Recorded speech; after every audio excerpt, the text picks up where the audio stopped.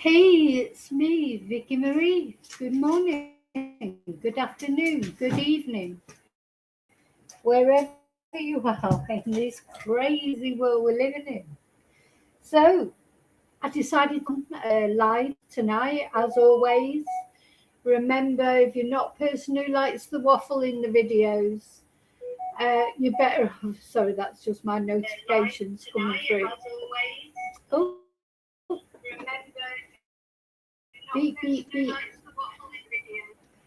Yeah, if you don't like the waffle, I will be splitting this video into two, editing it, cutting out the waffle, and uploading it as a normal video, if you like. So if that's your cup of tea, you'd be better off waiting for that. But you know, in the live, there's always quite a lot of waffle. But what I'm going to talk about in this particular live stream, two things. So I'm going to carry on talking about the horrible murders in Bedford in the UK that I did do a video about earlier today. So 3 people, triple murder, and sadly a mother and her 2 children.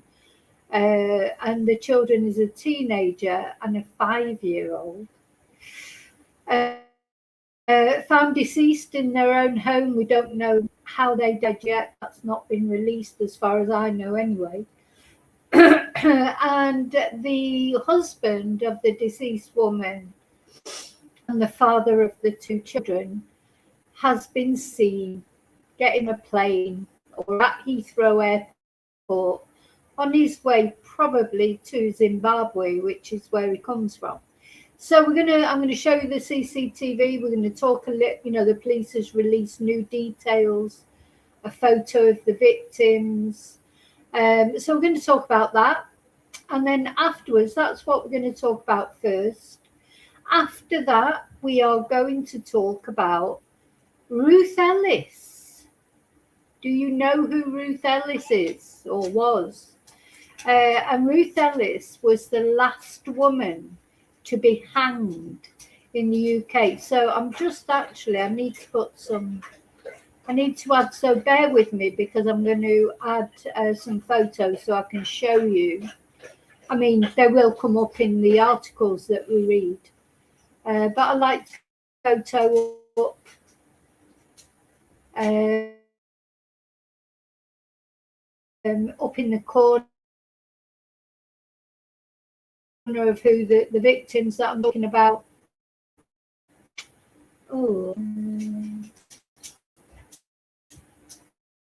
Sorry, I'm going to put a picture. So I need to put it in my gallery. I'm going to put a picture of the Bedford victims. And in fact, I'll just put that up there to show you while I just get a photo of Ruth. So yeah, very controversial murder. Ruth Ellis did murder her sort of on and off boyfriend. She shot him deliberately. I mean, there's no doubt about it. It was a very, it was planned, it was premeditated. She took a gun and went to a club where she knew he would be, and she shot him deliberately.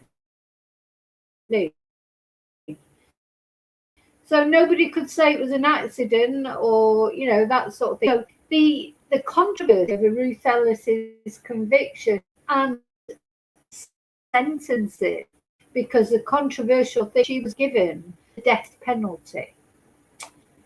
You think about it, a lot of people say, I need to bring back the death penalty and blah, blah, blah, blah. If you think about the barbarity of it, is that really where we want to be as a society? Hanging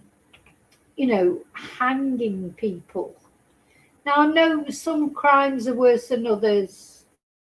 There's no doubt that some murders are worse than others. I think everybody probably is capable of murder in the heat of the moment.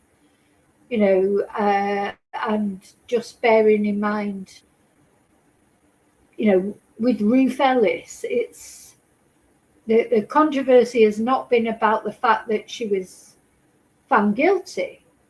She was always, you know, it was always certain that she was guilty. Ellis, of course, was should she have been hanged. Maybe that was even more so because she was a woman. But, you know, some women are capable of great evil. You know, when you think about the Moors murderer, like Myra Hindley, you know, and the horrible, horrible things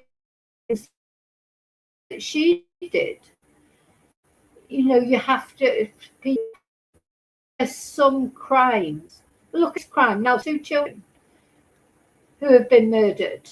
When the killer of these people is caught, would we recommend the death penalty? I mean, it's a moot point. You know, I'm just putting it out there because at the end of the day in the UK, we don't have the death penalty. And personally, I'm glad we don't have the death penalty. But recently we've had the case of Preston Davy, of course, and, you know, that to me is perhaps one case where you would think, oh my God, you know, they deserve the death penalty. But having said that, they are going to suffer more from languishing in jail, always looking over their shoulder, being terrified of being attacked, and ending up like Ian Huntley. You know, most child murderers or child abusers even, you know, do suffer in prison. So sometimes you think maybe that's a better sentence for them, a life sentence, than the death penalty. But to me, when I think about the death penalty, it's all, you know, in an abstract. You think, oh, yeah, it'd be good. They're out of the world. You know, they're not breathing in air, these horrible people that have done horrible things. But when you think of the nuts and bolts of actually what happens, you know, like years ago with Ruth Ellis, she would have been taken out of the room just, you know, the day before. She would have been measured up, and she was murdered. I was going to say she was hung by Pierpoint, Albert, who was a very famous executioner. It is barbaric, really, isn't it? You know, to put a bag over someone's. We are better than that as a society, I think. You know. Anyway, this is what we're going to discuss.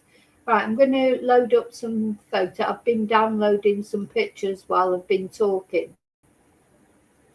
So first of all, we're going to talk about the latest in the Bedford, and then which is a long, long time ago. And the reason it's in news now is I think it's 70 years. I mean, it's not going to bring her back, but she's received a posthumous pardon, and let me put this picture up of her. So yeah, this is Ruth, glamorous. She was like a society girl, you know. She would be out and about, sort of in nightclubs and things like that. And she had an on and off partner. So what's happened is she hasn't been sort of exonerated as innocent or anything like that. But it has been sort of decided the posthumous pardon that her family have been fighting for, is that she should not have received the death penalty. She should have been given a life sentence rather than the death penalty. And this has been granted. This pardon now has been granted. And her family, her grandchildren, they're happy with that, because it seems that Ruth Ellis, she did experience what we would now call domestic abuse, coercive control. You know, her partner that she shot, which obviously she should not have shot. Nobody saying she should not have received a sentence. What I'm saying is she should have received life sentence, not the death penalty, because she was a victim of coercive control, of domestic abuse thing, really, because it does show how we have changed as a society, with etc. So I've got some more photos that I'm trying to load up as we speak. I should have done this before, but didn't have time. Okay. But anyway, first of all, we're going to talk about the Bedford murders, the family that have been murdered, and what the latest is basically on that. So, first of all, actually, I want to say thank you. I've got a lot of thank yous, as always. Thank you for liking, subscribing, for watching, for all the things you do to support my channel. A special thank you to my members. Tomorrow night is Members Live. Special thank you to those of you who bought coffees or sent super stickers, etc. Just thank you for all the ways you support my channel. And also a special thank you. I've received so many lovely comments, messages, because of course yesterday, God, it already feels like so long ago. My sister, actually it was Monday, my sister Sue passed away, sadly. So it's not been a very good week, but you know what, you've sent me such lovely messages, etc. I just want to put Sue's picture up there again. I think she would have quite liked being on YouTube. This is a picture of her back in the day. Sadly, she had dementia, and you know what dementia does to people. But this was Sue. She was very glamorous. She was, like all the women in our family, we always have our lipstick on, whatever. So, anyway, that was a photo shoot. Daughter took her to, one of those glamour shoots. So that's how I remember my sister. Dementia did change her completely as a person, but that's sadly what happens. But that was her. That was the essence of her. So yeah, thank you, because it really has made me feel better. There's just nothing you can do about bereavement, is there? You just feel so helpless. Anyway, no more pain, no more suffering for Susan. So yeah, thank you. So let's get on with it then. Let's take my banner off. Now then, hello you lovely lurkers. That's people who like to watch the lives but don't necessarily want to actually chat. That's fine. Thank you for watching. Hello to replay crew. So there's a kiss for lovely lurkers. There's a kiss for replay crew. Thank you. We have to say thank you more, don't we? I think there's so many things we don't say thank you for, and I don't mean things like this, but little things. Honestly, I try and remember. Sometimes I forget, even just getting up in the morning, making your lovely sort of coffee, or just looking out the window and seeing another new day, giving your husband a cuddle, or your wife a cuddle, or your dog a cuddle, or your kids a cuddle. All these are special things that we should feel thankful for, small things, because they're part of the daily routine of life. But sometimes people haven't got that daily routine life, either because some people haven't made it to the next day, or they might be living in, homeless, or living in war-torn countries, etc. So we should appreciate all the little things. There's always a lot of problems in life. Life is full of problems, isn't it? But there's also a lot of little things, that are we should appreciate and say thank you for.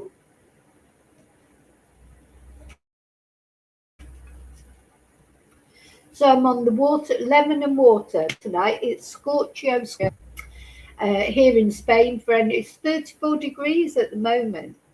When we were in the car earlier, it was 41 degrees because I haven't got air conditioning. Well, we have got air conditioning, but it's just not working at the moment. 41 degrees. So it is Scorchio. I know it's hot in a lot of places at the moment. You know, there's this big sort of heat wave, isn't there? But yeah, the thing is about when it's so hot as this, it's nice first thing in the morning normally, and then last thing at night. So I find that I'm up a lot later. Well, apart from the fact I have to go and pick my son up from work, but it's a nicer temperature then, and your brain starts working again. So I've started waffling, haven't I? So there you go. I told you. I will stop waffling now. Honest. Hi, Wesley.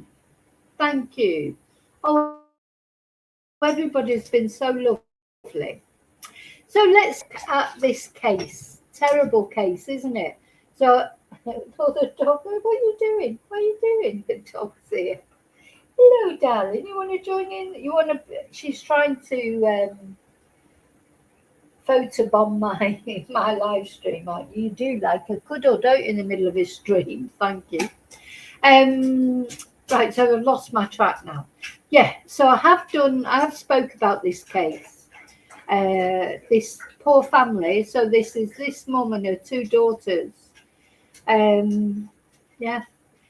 Somebody phoned up and said they were worried about them because they'd not been seen for a few days, and people were trying to reach them and couldn't reach the mum, etc. So in the end, the police went to the house, forced the door open, and very sadly found this family, all of them deceased, all three of them deceased, and the father and husband nowhere to be seen. And then they've now released, I need to upload that to show you. They've now released a CCTV photo of him at Heathrow Airport. So that's obvious, you know, he's done a run around. One there, yeah. Yeah, he's from Zimbabwe originally, but he has got a British passport because he travelled on a British passport. There he is at Heathrow Airport. Now, I've got to say, maybe you can't see it very well on that photo, but his face, when I if you blow up the photo, he does look sort of blasted. I don't know any other way to say it. You know, his eyes, he looks dead. His eyes look dead. Like he's sort of, what the hell have I done? And he may well be very remorseful because we don't know the circumstances. Not that I'm making excuses for him, he's still a twonk, whatever. You know, but sometimes, I mean, what is the reason for this horrible tragedy? Is it a mental health issue? Is it a money issue? Was he intending to take his own life as well, but he just didn't know how to do it? Or was he always planning to run off to Zimbabwe? Has he got another woman somewhere in the background?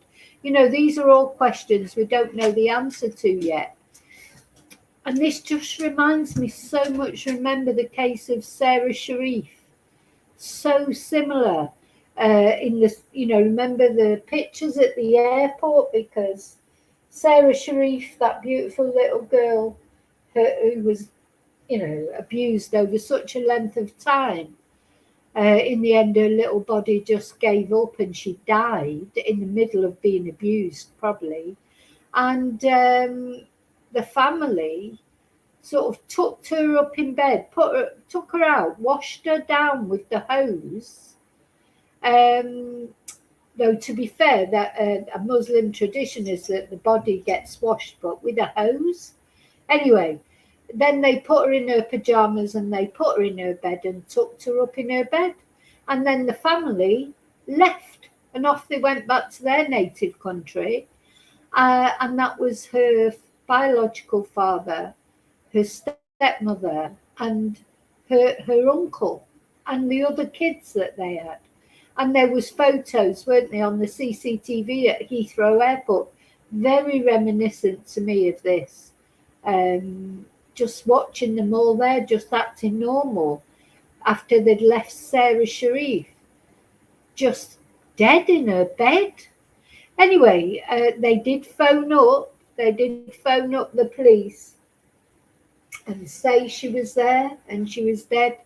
And at least that's something. They didn't just leave her there, because how long would may she have been left there before anyone even realised, if they wouldn't have phoned up the police and said she was there?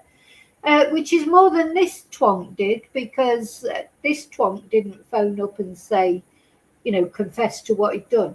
So he's fled to Zimbabwe. And now I wonder if he's going to do the same thing that Sarah Sharif's parents did, because they went off to their native country, and at first the family were hiding them, or helping them is probably a better explanation.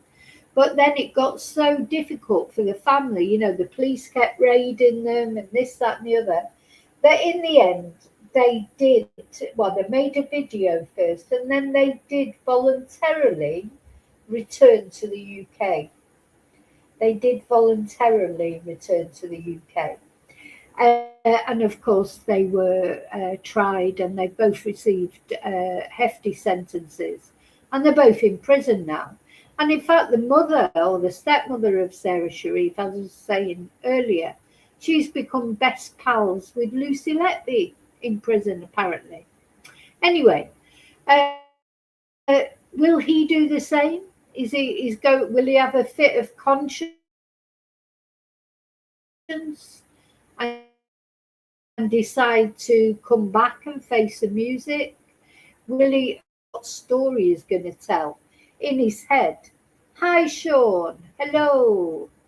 He'll be working out as we speak, probably, if he's still alive, because he may have gone to Zimbabwe and maybe he'll decide to take his own life. We just don't know. But he's gone to Zimbabwe, where he's from originally.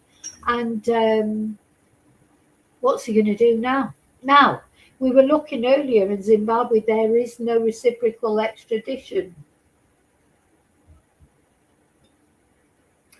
There is no extradition treaty. So, but of course, that does not mean that he won't get extradited. All that means is that the Zimbabwean government, if they don't want to extradite him, they don't have to, because there is no. But that doesn't mean to say they won't, because the thing is, his wife also. Sorry, excuse me, my voice is going a little bit. His wife is Zimbabwean as well, I think. So, they've got a duty as Zimbabweans to extradite him, whether they have to or not, because they've got to think about the justice for his wife and the two little girls. So just because there's no extradition treaty does not mean that he can't get extradited. So, of course, there's two other things that he might do. He may delete himself. I mean, what's he going to do in Zimbabwe? Because you can bet that people will get to know about what he's done. Will family really help him? You can't imagine they would not for something like this. They might help him if he was fleeing because of, I don't know, credit card fraud or something like that. But because of, murdering his wife and daughters, if he had allegedly, would they, excuse him for that? Hide him, help him, when, the crime that he's suspected of is murdering this family? It's so sad, isn't it, when you see these photos? They're all smart. Oh, I don't know. It's very sad. It's very sad. Oh, thank you, Wesley. That's a nice thing to say. Wesley's just said that I'm very loved. That's very kind. Thank you so much. So loved. Oh, bless Wesley. Thank you. So yeah,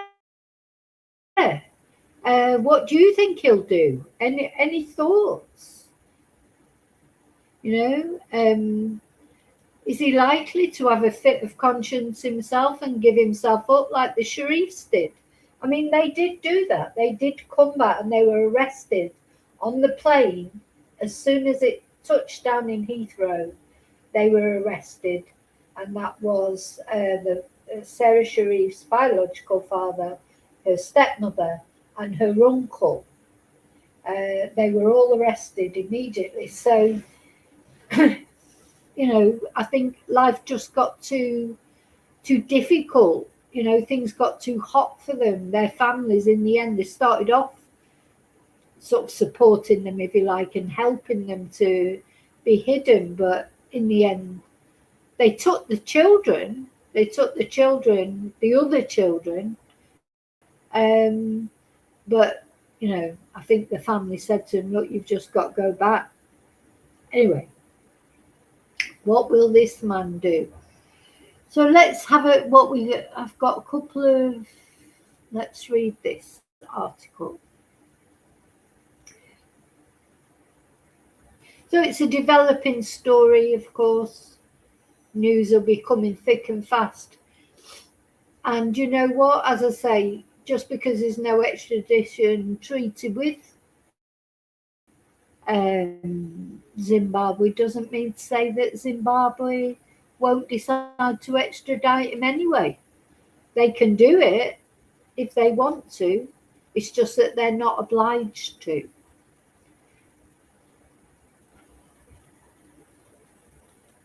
Sorry, I'm just adding that to the stage.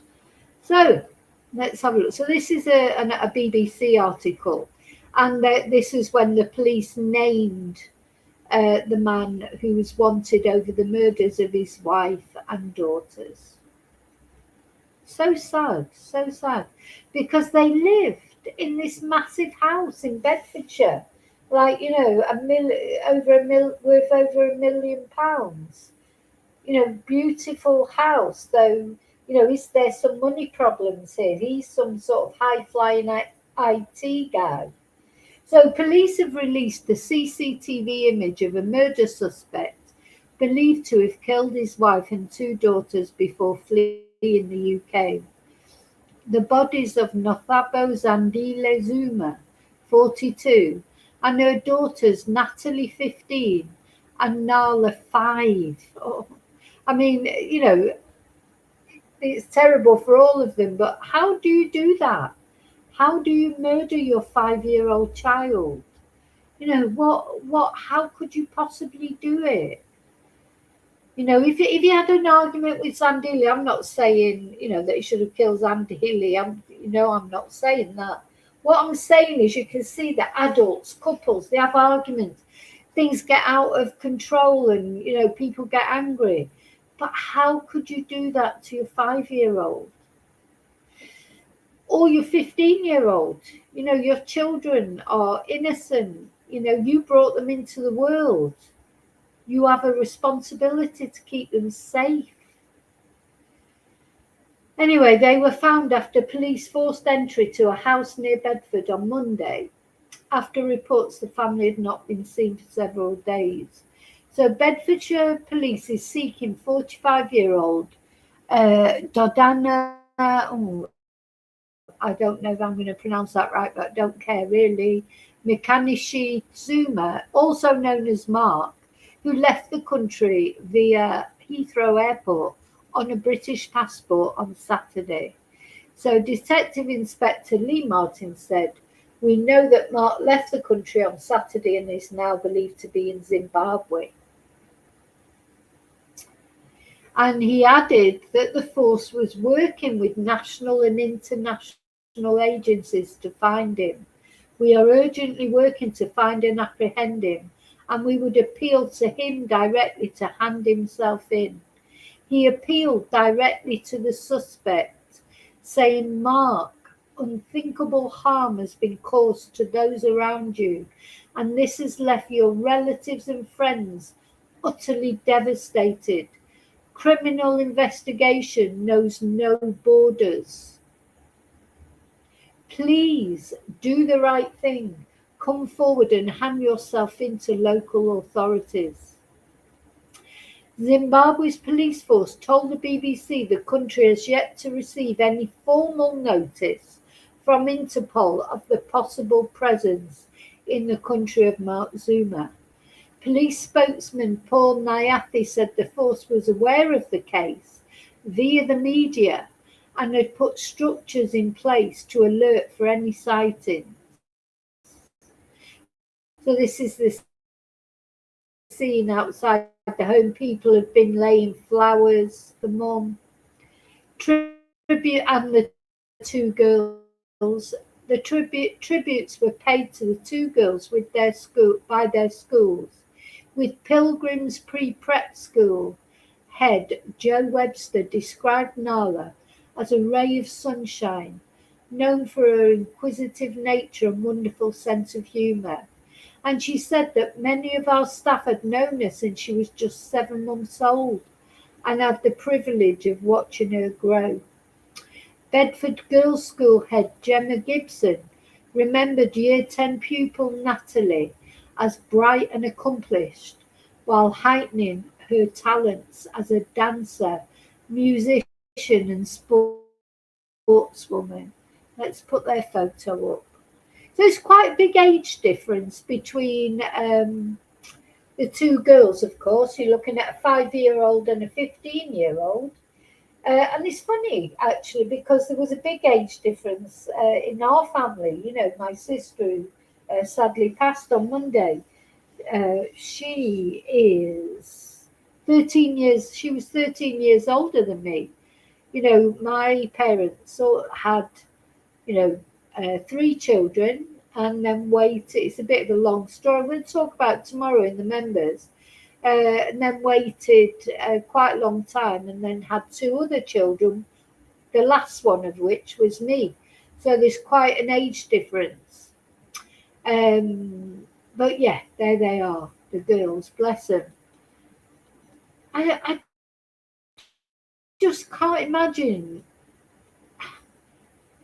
I mean, how terrifying is it going to be? Your own father,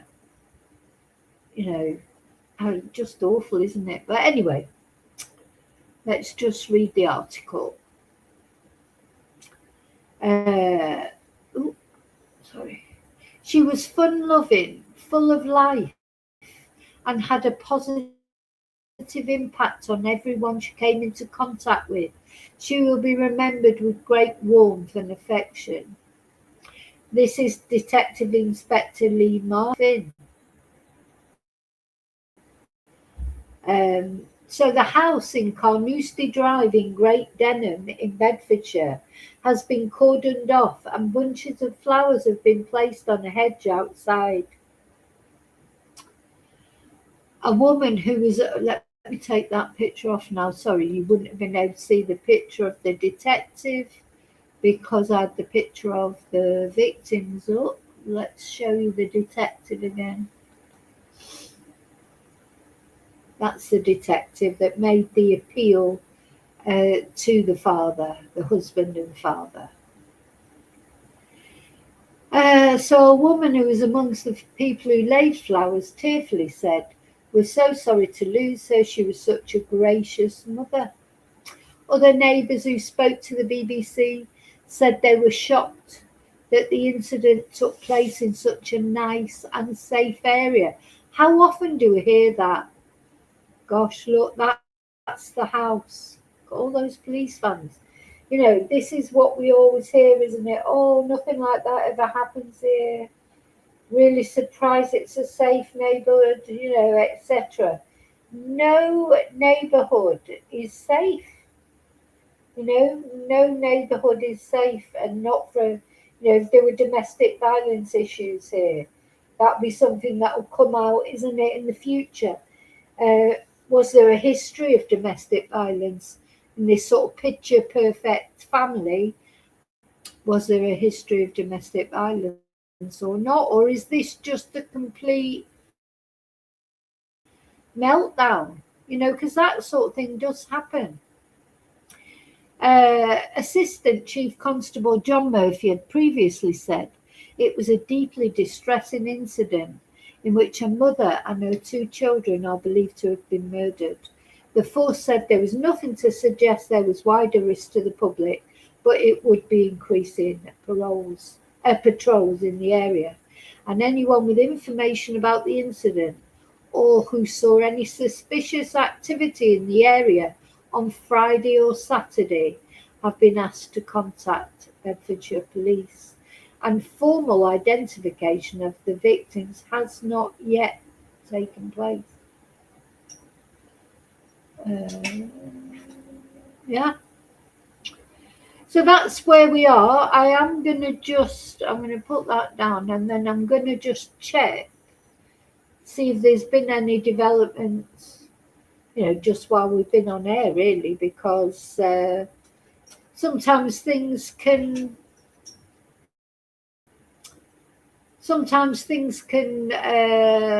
develop quickly, can't they? So, but I can't see. So apparently Mark, according to this article that I've got up here now, but I'm not sharing it, I'm just going to read bits of it out. He's from Bedford, and he's a British citizen of Zimbabwean heritage. There's a bit of a better picture there of him, actually, closer up. I'm going to show that. And you tell me, to me, looking at his eyes, he looks haunted. I mean, how's he ever going to... you just think with these people, especially who kill their own children, how do you ever sort of, that'd haunt you every night, surely, wouldn't it? How could you sleep at night? I mean, it's bad enough to kill your wife, but your children, those little girls, I don't know if you can see his eyes, but he looks very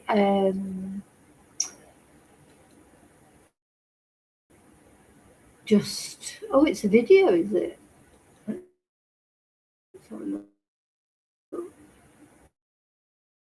This is what we know so far about what happened at this property in Bedfordshire. Now, it was Monday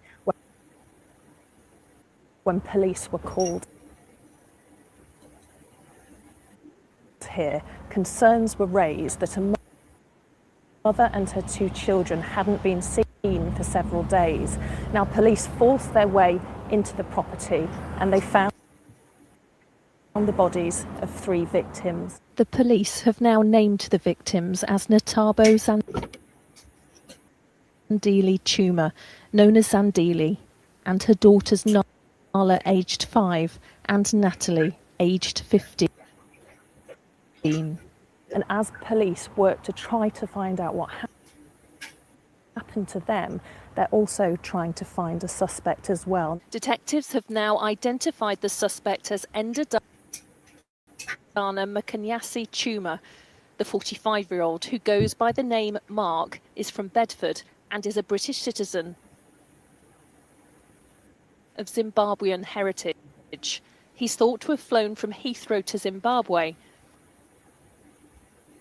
on Saturday. Mark, I am now speaking to you directly. Unthinkable harm has been caused to those around you. Three innocent people have lost their lives in the worst possible circumstances. Criminal investigations know no borders. We are actively working with national and international agencies to pursue every available line of inquiry to track you down. And we will find you. Police are saying they don't believe that there's a wider threat to the public, but there is a large police presence in this area. Forensics officers are carrying on their searches at the property. We've spoken to a man actually who maintains the swimming pool at the house. He came here to pay his respects, and he described a nice man living here, a nice family. People have been coming here to lay flowers, and one neighbour said that their children were so upset over what had happened that they weren't able to go to school today. Oh no, I bet they weren't. Gosh, I mean, they wouldn't want to go to school, would they, after hearing about that they're friends? So everyone's saying what a lovely family they are. Just shows you, doesn't it? Just shows you never know what's going on behind closed doors, do you? You know, this lovely sort of family, and now they're all dead. Yeah, the moment, look at it. Can you see there? He looks haunted in his eyes, this guy. I hope he gives himself up, because he can't take back what's happened. But how's he going to live with that? How's he going to live with it? So that's the first thing I just wanted to show you, the updates about that awful murder. I mean, they don't know exactly when it took place, I imagine. They were talking about sort of Friday, Saturday, weren't they? Just they know that they hadn't been seen for a couple of days, but they won't know exactly when whatever happened. So I suppose more details will come out of the way that they were murdered, etc. And if there's any history of domestic abuse, or did he have financial problems? Did he have mental health problems? Just, it's a terrible, terrible case, isn't it? But I will be keeping an eye on it, and I'll let you know of any updates. Okay, so now we're going to move on to the second thing I just wanted to talk about, because I find this so intriguing. And this is that this woman, Ruth Ellis, the last woman to be hanged in Britain, has received a posthumous pardon, a conditional. They're describing it as a conditional posthumous pardon.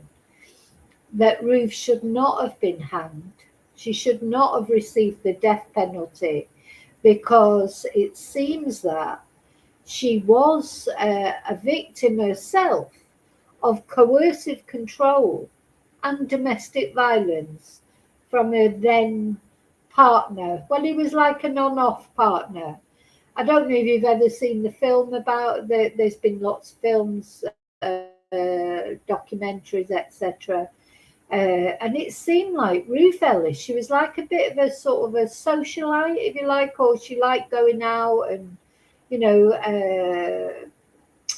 she was glamorous, as you could see from that other photo and this photo. And he was like sort of her partner, but he cheated on her.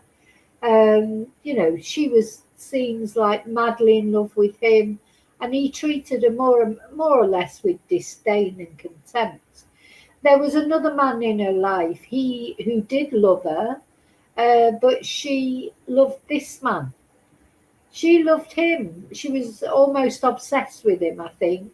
You know, anyway, let me read you the story of Ruth Ellis. Where is it? Let's put the other windows down. Well, let's have a look at this article, actually, first of all.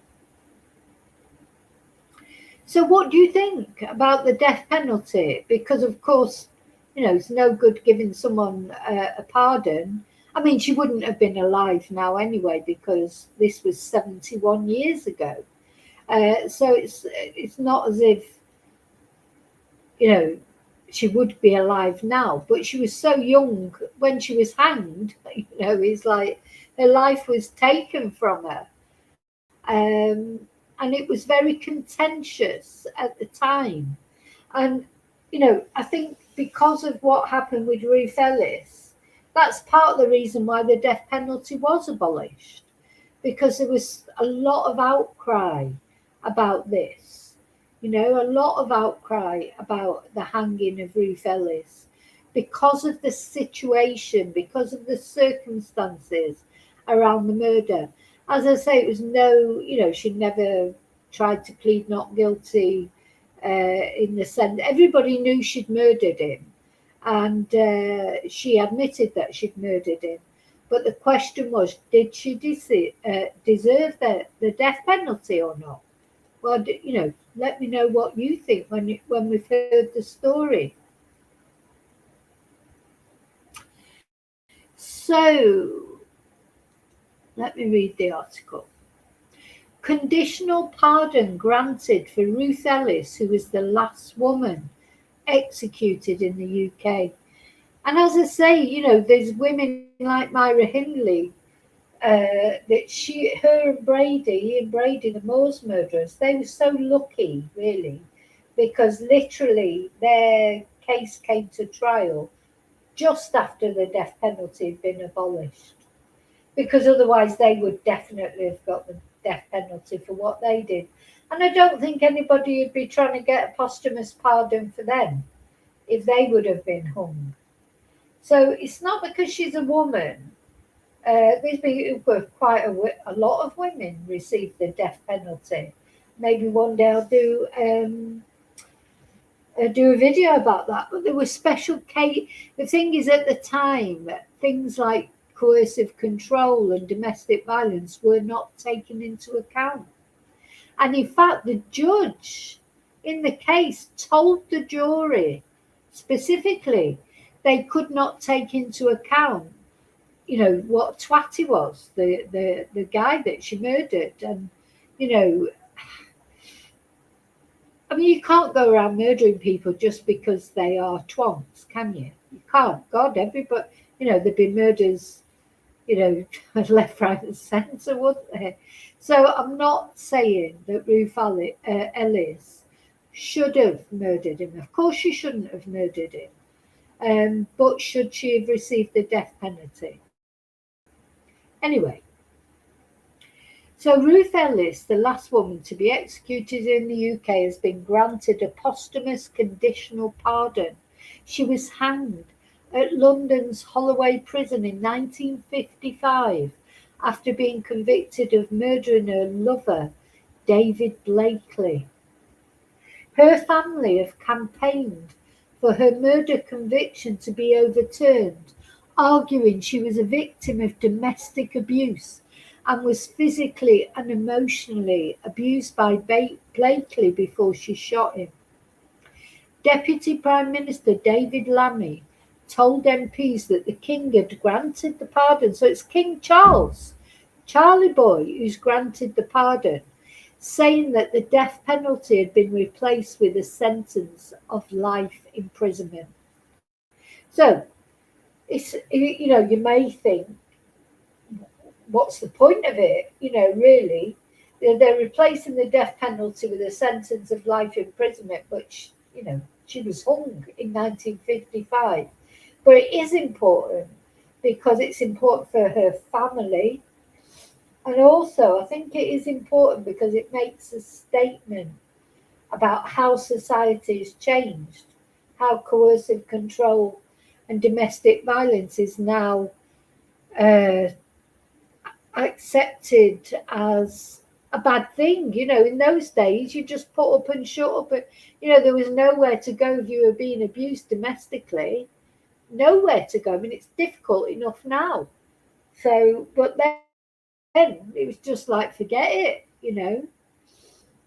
So this is her granddaughter, Laura Enston, and she welcomed the news and said, the shadow of Ruth's execution has fallen across 2 generations. We have carried shame that was never ours to bear. Nightclub hostess and mother of 2 children, aged 3 and 10 years old.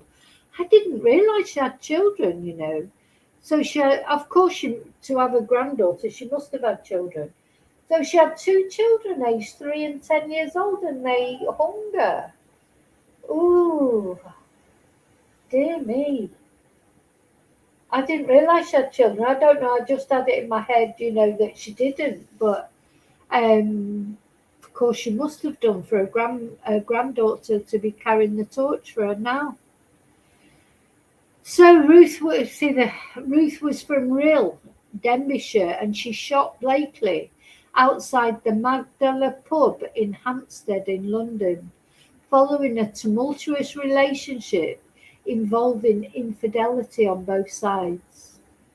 Ruth had an abortion, which was illegal in the UK at the time, and was physically abused by the racing driver, that's her partner, the one she shot, including being punched in the stomach during an argument that led to a miscarriage. Let's just put the picture up. I'm going to put the picture up of her with the guy that she shot, Blakely. So this is him. Tumultuous relationship. He's punched her in the stomach, made her have a miscarriage. Infidelity on both sides. But you definitely still can't go around shooting people, can you? But and she did plan it because she took her gun with her. But yeah, I mean, what do you make of it? I mean, it's always been controversial. Always been controversial. I mean, for me, I don't agree with the death penalty, full stop. So just if you actually visualize what happened to this poor woman, them putting a thing over her head, hanging her like that, to me, it just makes society seem barbaric, so I don't think we're not supposed to be like murderers, are we? The whole point, we get outraged about murder and things like that. And then you go murder someone, but you don't call it murder because it's the state doing it.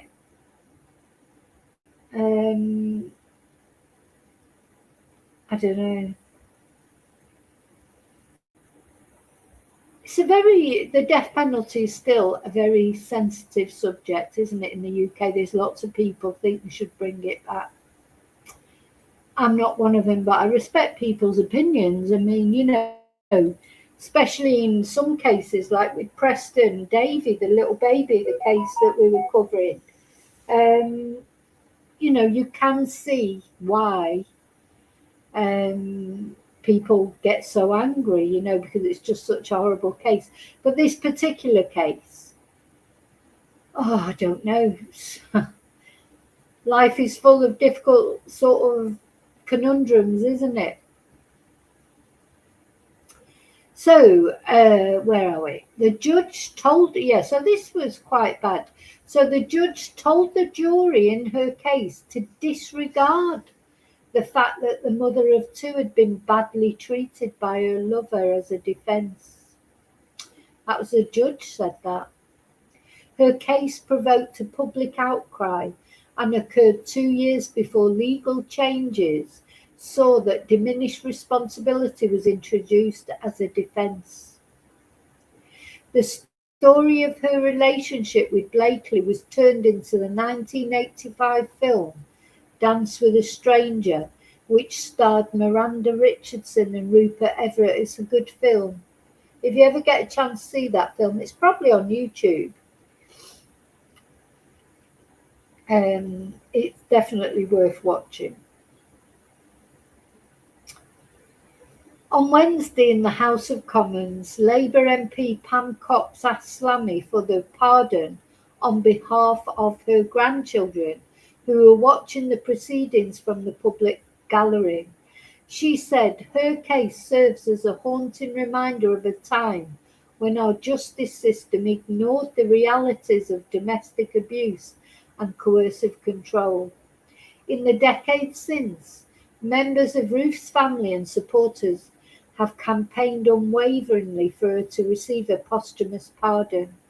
Will the Deputy Prime Minister agree with me that their courageous campaign and the terrible lessons of Ruth's case must strengthen the government's resolve to free women from devastating cycles of abuse?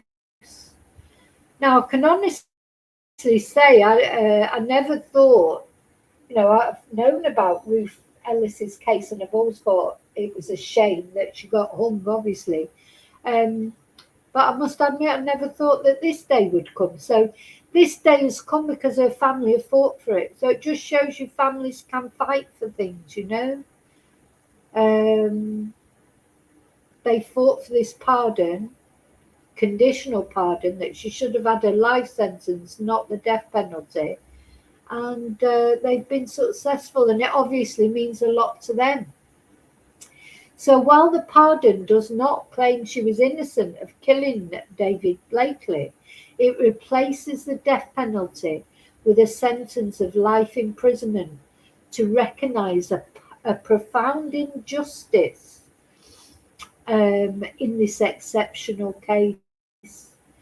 The king has the power to grant pardons or commute sentences, which in practice is used only when the government requests it.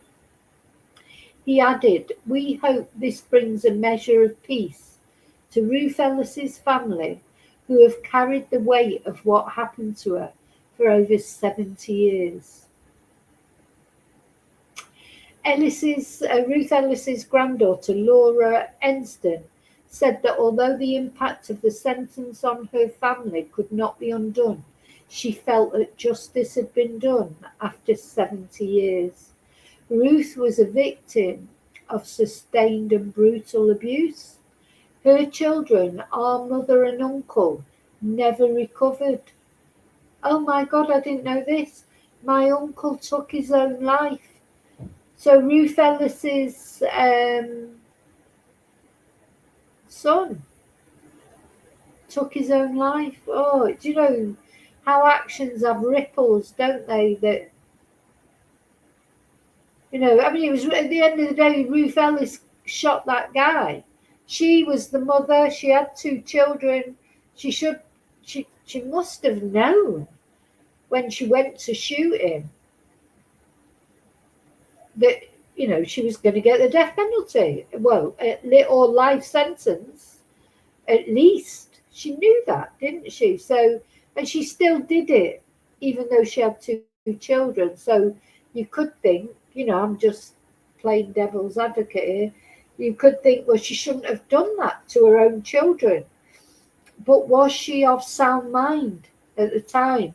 You know, this was before the time that you could plead sort of temporary insanity, or, you know, whatever, all the different things you can plead nowadays for mental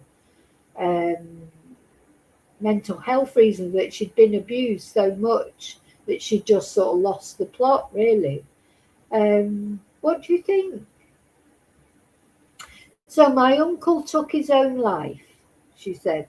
My mother's trauma left her unable to be the parent that we needed. Oh. The shadow of Ruth's execution has fallen across 2 generations. We have carried shame that was never ours to bear. We hope Ruth's story serves as a lasting reminder that the justice system must reckon with the abuse that drives women to the edge, and must never be afraid to acknowledge when it has got things wrong. In interviews last year, calling her Ensign, said the impact of domestic abuse was poorly understood at the time of Ruth's conviction, and had the trial happened now, her grandmother would have been treated very differently by the justice system.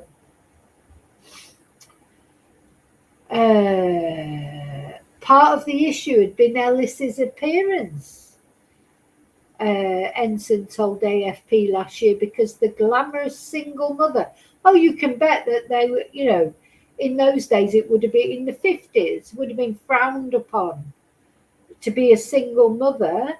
Abortions were illegal, and she was a glamorous single mother. So, you know, people would have been really sort of sniffy about it. And apparently also she showed no emotion during her trial, and the jury took just 14 minutes to find her guilty. This is what her granddaughter says. You can let me know what you think about it, whether you agree or not. She inadvertently played up to that sort of cold-blooded killer persona that she'd been portrayed to be, But knowing what we know now about trauma and slow burn provocation, Ruth was traumatized and typical of domestic abuse victims. The abuse included an incident 10 days before the murder in April 1955, when Ruth suffered a miscarriage after Blakely, the baby's father, punched her in the stomach.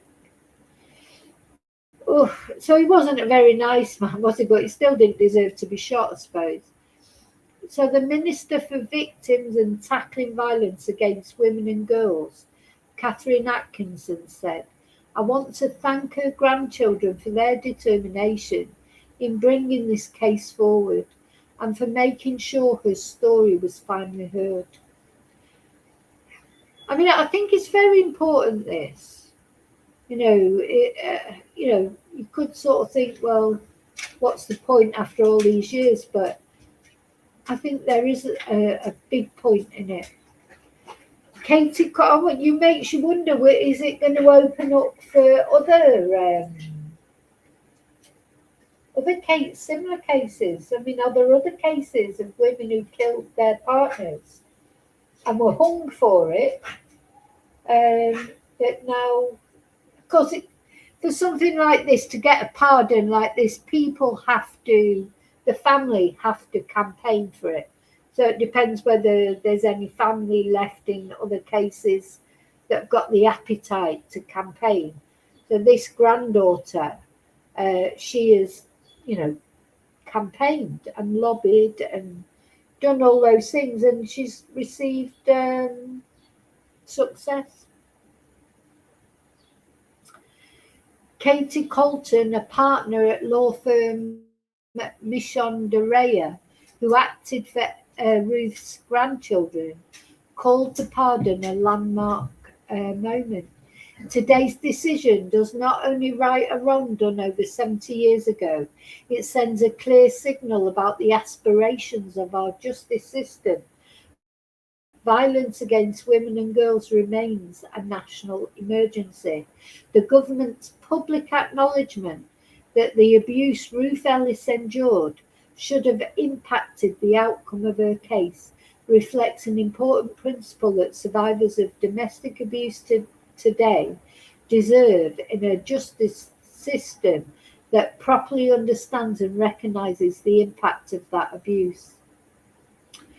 The death penalty was abolished as the punishment for murder in 1965, and the last executions took place in 1964 when 2 men were hanged for murder. And those men, they were hanged in 2 different places but at exactly the same time. We talked about that in a video before when we were discussing the death penalty because of Preston Davies' case. A lot of people think that those horrible adoptive parents of Preston who murdered him, not abused him, it's different from Ruth's case completely. There should be a death penalty for them.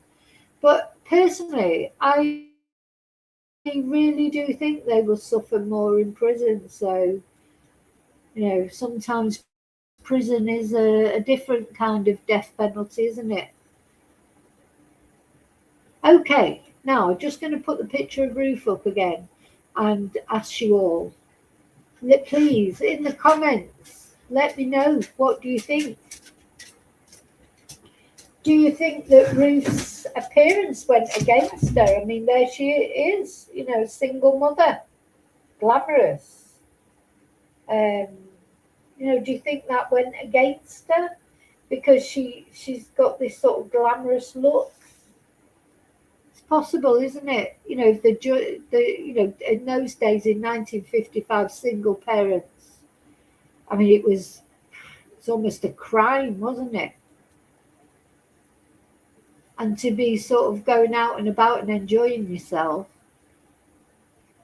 Yeah. Anyway.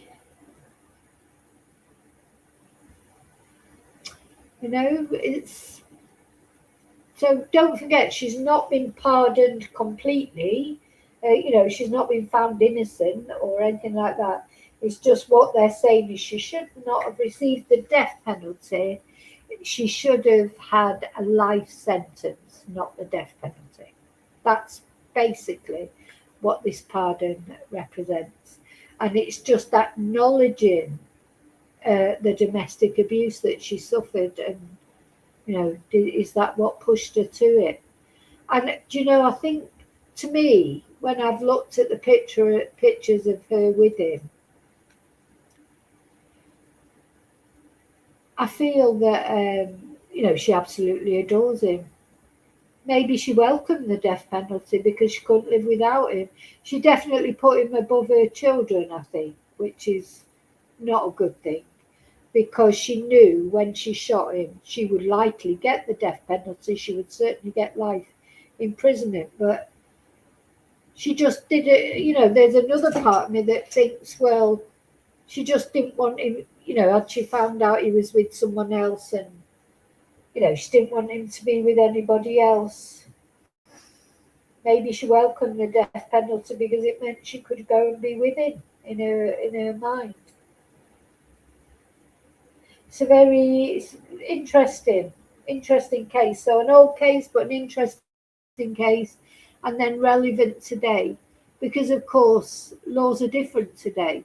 Today, Ruth Ellis, if that happened today, you know, Ruth Ellis would definitely, I mean, she would still have been found guilty of murder. She murdered him. There's no two ways about it. She went there with a gun. She waited for him to come out the club and she shot him. She meant to kill him. But there would be exonerating factors taken into account because of the domestic abuse, etc., that she'd suffered from him. So, okay, so yeah, two cases. One riot sort of just happened the other day. You know, this poor family murdered in their own home, probably by this lady's, probably her own husband and the father of these children that did it. He's in Zimbabwe. This was him at Heathrow Airport. Hope he's caught soon. But, you know, if there's any developments, I'll be back to let you know. But thank you for watching. Thank you for caring about these cases and all the cases that I talk about. Thank you for all the nice messages you've sent me about my sister, etc. Thank you so much, and I'll see you really soon in the next video. And until then, what, the dog gets on, she's getting all excited. She hears me. As soon as she hears me say, I'll see you really soon in the next video. And until then, yeah. And until then, may your God go with you. Thank you. Bye.